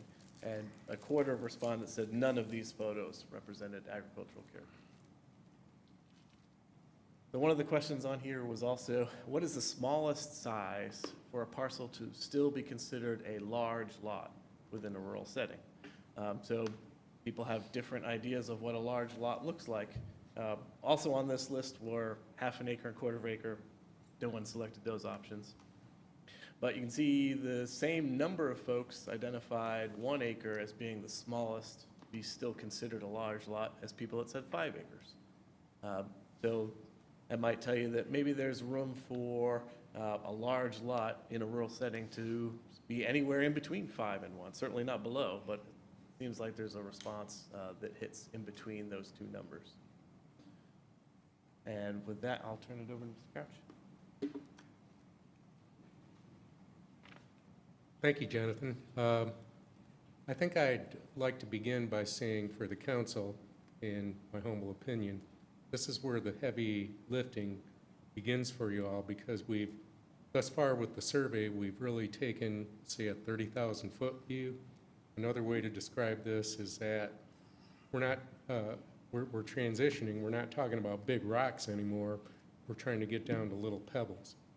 So I think whether it's this evening or in coming days, we need to be able to stimulate your thinking and determine, to use a word Josh used earlier, how granular you want to get with some of the changes in the code.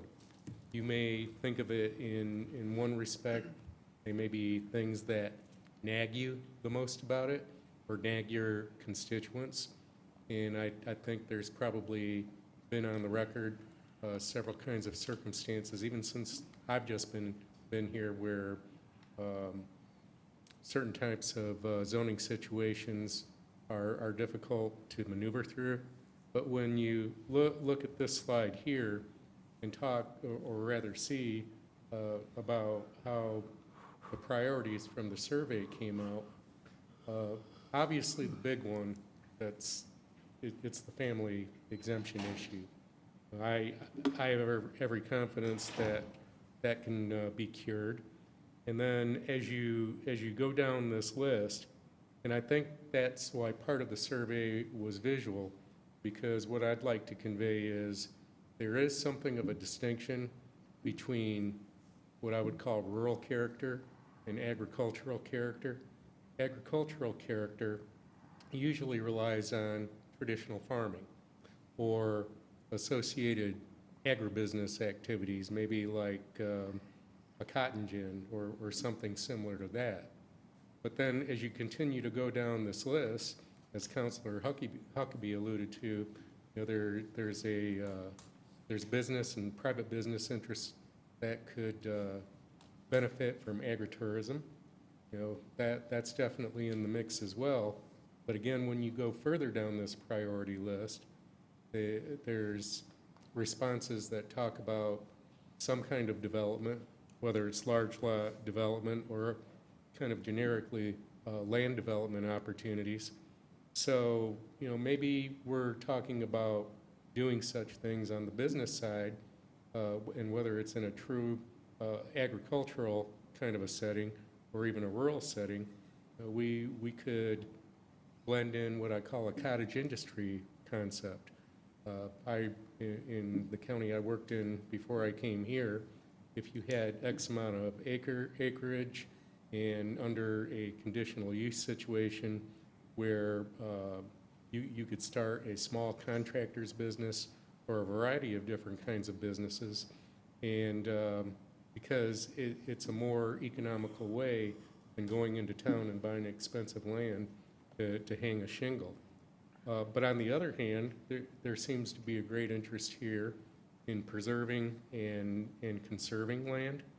But then there are also pressures for an interest with large lot development.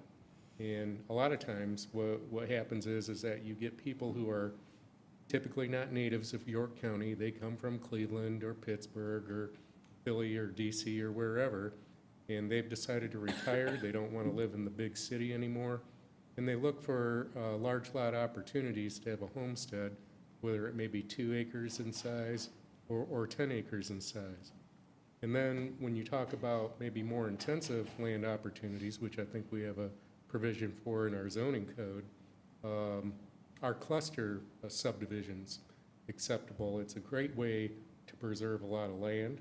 And I don't know yet, and Jonathan can correct me if I'm wrong, if we've looked into such ideas or programs as transfer of development rights or purchase of development rights to protect our most precious land in the rural parts of the county.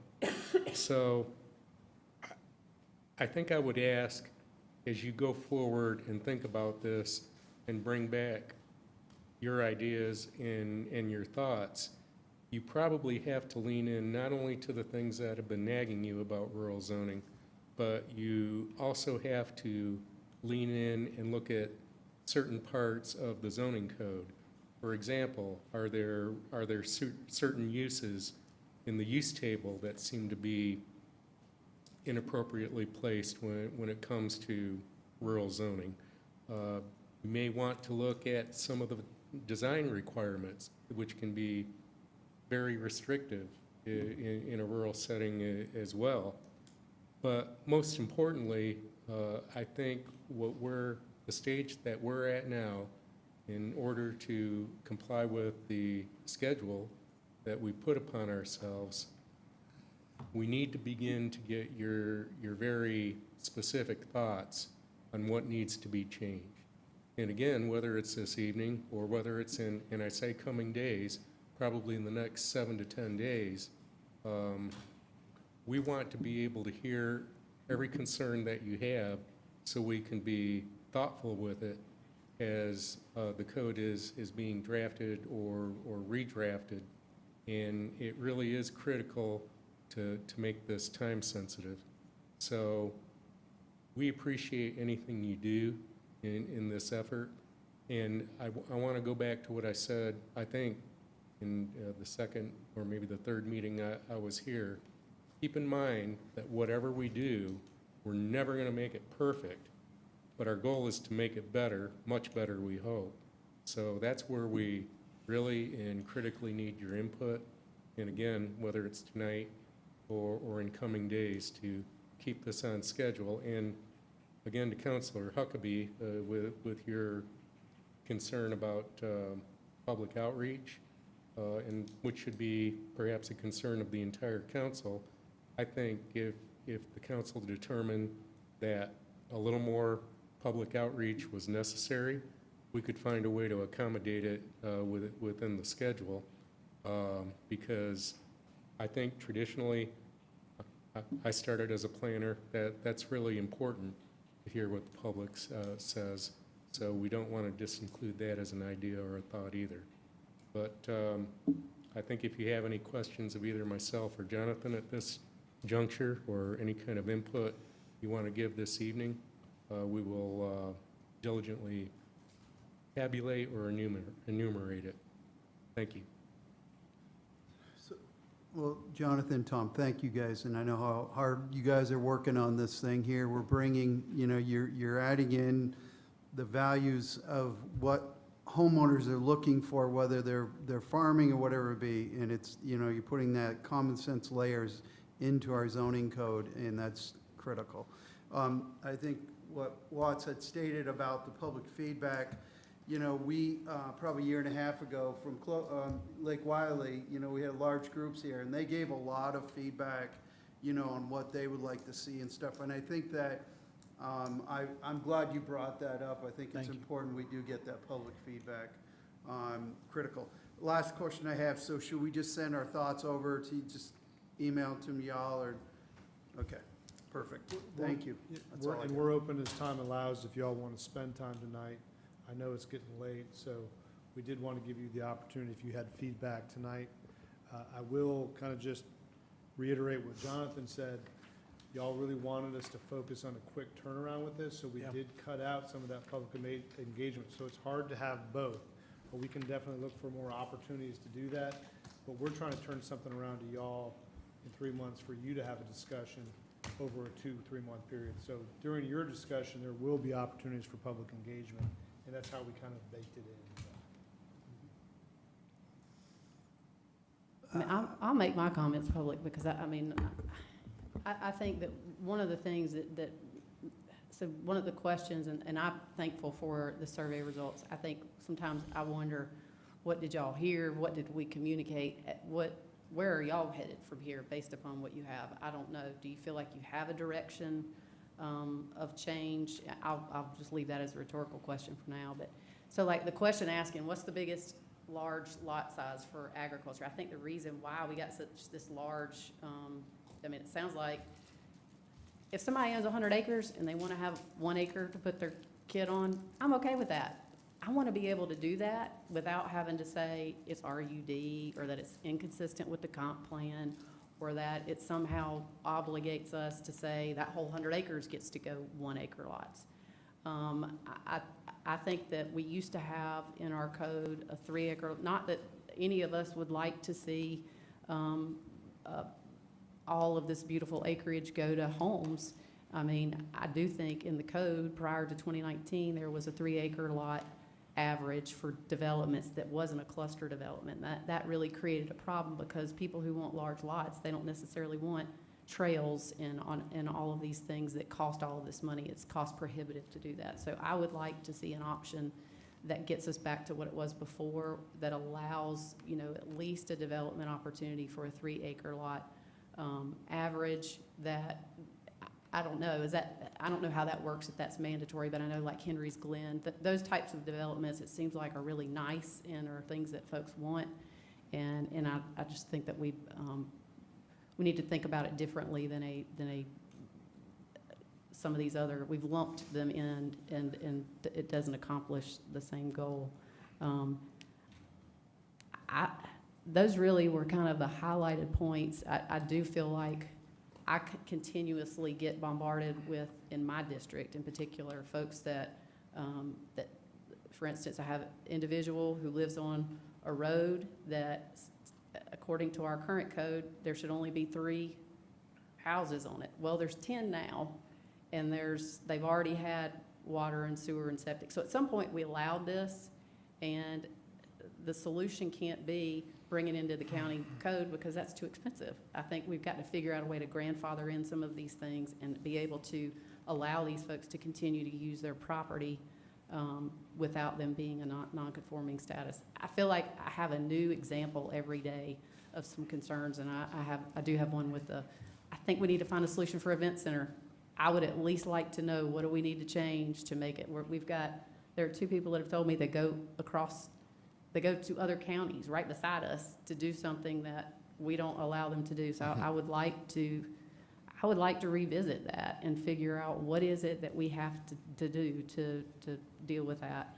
And those really are some of the more burning reasons why I think that I wanted to look at it. But I do respect and think that if we're going to look at the agriculture side of things, I have concerns that we've now added to rural commercial and rural industrial, when maybe we didn't need that. Maybe we just needed to keep it GC or wherever all those things fell in. I think it's created a lot of, it's too many. Those are my comments. I'll piggyback on what you're sharing then, because I agree with what you just said. Now, I had 2 other caveats. I'm under the understanding that at one point in time in the code, you could develop a small subdivision, I guess, with your AGC property up to 6 or 7 lots, and you could have a dirt road or a gravel road to support that infrastructure. And then if you wanted to do the 3-acre average and have, I don't know, 25, after you put the roads in and everything else in place, you put 25 lots in, that you could do that as well. And I think that's important for somebody that owns AGC, that if they want to maintain their property as AGC, as farming or green space, whatever they choose to do, I think they should have that option. If they feel like they'd like to develop a little bit of it to generate some revenue off of land that's probably been in their family for years, or they paid money for it, I think they should be able to do that. And if they want to develop the whole thing to the standard you just said, 3-acre average, they should be able to do that too, because that represents 3 different values that someone has on a piece of property. And I think that's important. I don't think we should limit the value of the property, and we certainly don't want to encourage them to rezone it from AGC to RUD if they can avoid it. I just realized there's something that I missed. So I do think, and I don't want folks to misunderstand when I say, these are things that I think were in place before we changed the code. All I'm trying to do is to get us back closer to where we were before in how we make and simplify things. And I do wish and am supportive of preservation efforts. I just think that the way you have to do that is what you said, is purchasing development right. I don't think you can just take it. I'm not comfortable doing that. I don't think that's right. And I think at least, I think, and I would have added on this other, I guess I can wait until to the workshop. I think that we at least need to look at how are we addressing that when it comes to our preservation initiatives. So we do that primarily through York County Forever, but I would like for us to consider the purchase of development rights as options and then look at that fund and see if it's adequate to do what we need to do to try and address that. But I did want to clarify my comments. I'm not out here trying to develop all of our AGC land. I just would like to restore some of those rights, simplify it, and then, are there other comments that? I meant to Yeah. add the second piece to complement what Tom said, and I think a meeting with the public is important. I think we need their input. I'd like to have it before we have a Especially the people recommendation. that actually own the land. Yeah, that- own or develop. And I or don't have a whatever. problem with if there's a line that, if they're under 5 acres or, you know, that's treated differently than larger lots. I don't know. I feel like y'all have a lot on your, I don't know where you're headed next. So you're telling us to just give feedback behind the scenes. How would I we think it's engage the important public? for, I guess I'm just want to make sure that they're headed in a direction that council's, that they have enough direction that they feel comfortable and that we aren't wasting their time. So if there's any other comments from council, I know it's late night, but And I think, Well, look, real quick, just to frame it so everybody shares, we do value your feedback and we do want you to share tonight. The last two slides, as Tom and Jonathan have shared, show that, you know, is some agreement on the priorities, right, on this last slide, but there's a difference in opinion on what density and lot size look like. And for us, that's the opportunity for tonight. Help us better understand where each of y'all are individually so that we can better prioritize as we move forward. And I think that's where we are tonight. We hear loud and clear about public engagement, and we'll come up with a plan to work that in more. Thank you. But I think the opportunity for tonight, so that we can go forward and bring something that the Planning and Zoning Committee can further digest, is for y'all to give feedback. So as we work in this coming weeks, can you go back to the timeline? When's the Planning and Zoning Committee that you're preparing for? Because that's the next step, Madam Chair, that they're preparing for. Can I make a quick suggestion, though? Is that, you know, these things go to ZBA, right? Have you pulled a list of the things that were brought to ZBA to kind of look at what their concerns were? Anyways, I'm not asking you whether you did or not. I did ask you, actually, I did ask you that. But I'm just making a suggestion that if you could look to see why they went to ZBA on a lot of stuff, that may help also, too. I think we're going to look at every available tool that's there in the toolbox. I call them game films. I've watched videos of the Planning Commission, BZA, not exclusively because of all the other demands, but I think in the short tenure that I've been here, I've been able to see or pick up on a rhythm or a vibe of what is really agonizing, particularly for you as a council.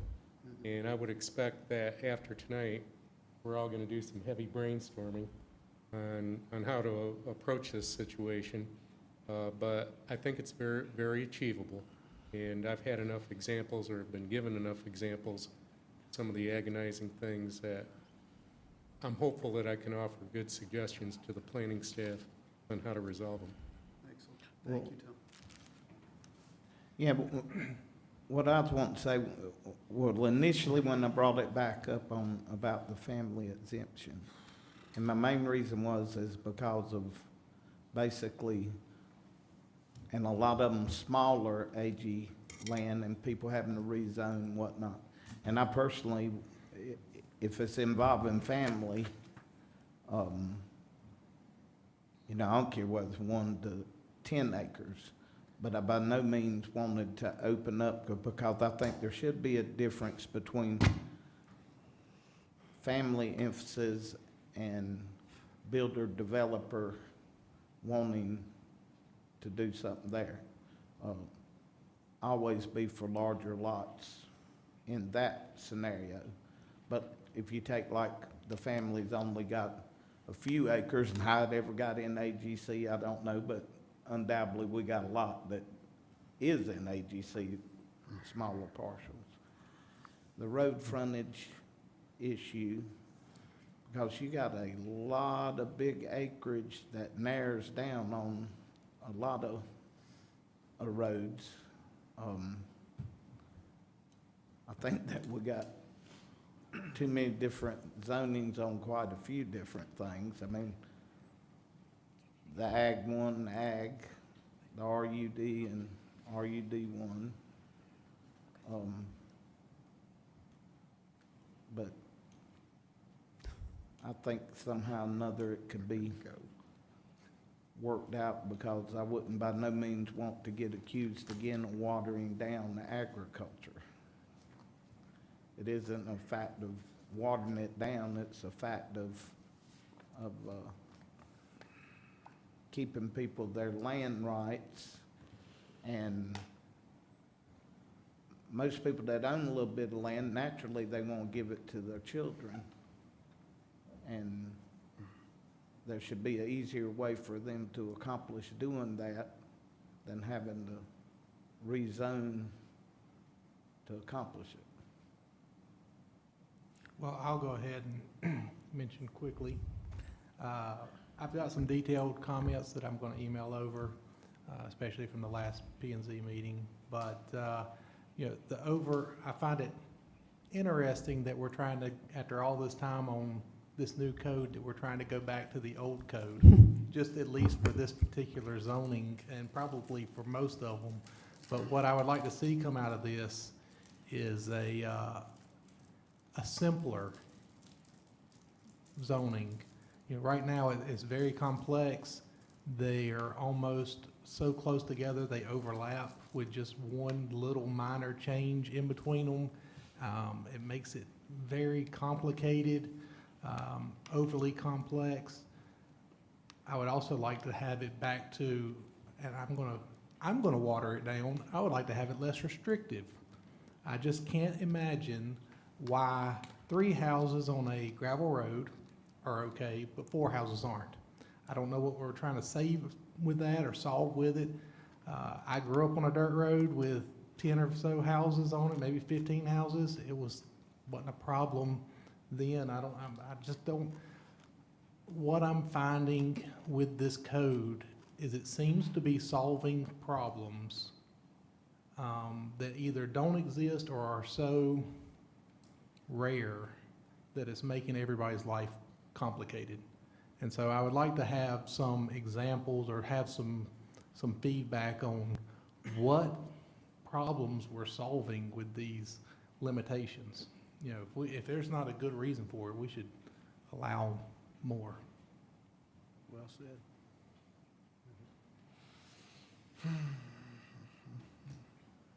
No comments? I have nothing. Okay. I'm tired. All right, I think everybody's tired. Any other comments before we have a motion to adjourn? One last one, Madam Chair. Yes, sir. I just want to say thank you. This is the best game film that we'll be able to review. So we appreciate all your comments tonight, all the comments that are forthcoming, and they're really going to be helpful in allowing us to help meet your objectives. Thank you. Thank you, sir. Motion to adjourn? Second. All in favor, say aye. Aye. We are adjourned.